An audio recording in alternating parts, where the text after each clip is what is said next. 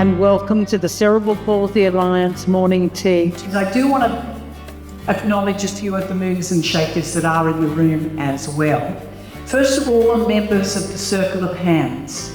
You are so far-sighted, you're kind, you're supporters that have left a gift in their will from CPA. We thank you so much.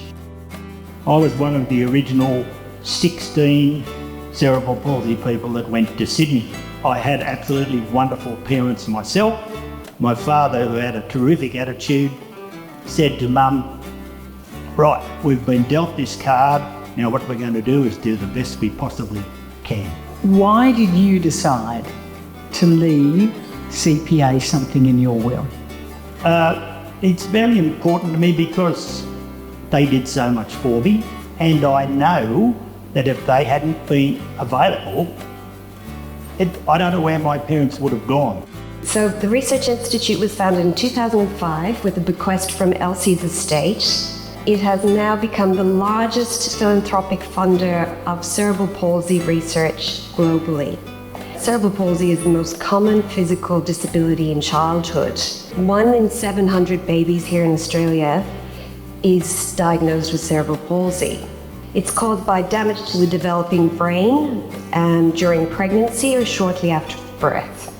In 2018 alone, cerebral palsy costs, on average, about $145,000 per person. And annually, cerebral palsy costs the Australian community $5.2 billion. So the rate of cerebral palsy has fallen by 40% since 2005. Which is phenomenal. We have one of the lowest rates in the world. So these babies are doing a lot better when they get early intervention, which is, it's really, it's what we were thinking, but it's great to see it confirmed in this data, and we're still collecting more data and, just to confirm that what we're doing is working. Good morning, my name is Edie Ross. I'm 10 years old and in Year 5 at school. At 14 months, I saw a doctor and had a brain scan. I was then diagnosed with cerebral palsy. At the Cerebral Palsy Alliance, I started early intervention therapy. I saw a speech pathologist, an occupational therapist, and a physiotherapist. I like to, or maybe my parents also like to, set challenges and goals. This year, I was asked to do the CPA's Crazy Cozy Climb. My goal was to walk the whole way. It was an 18-kilometre walk up Australia's highest mountain. It was a challenge, but I managed to do it with lots of training with my mum and my therapist. I did it.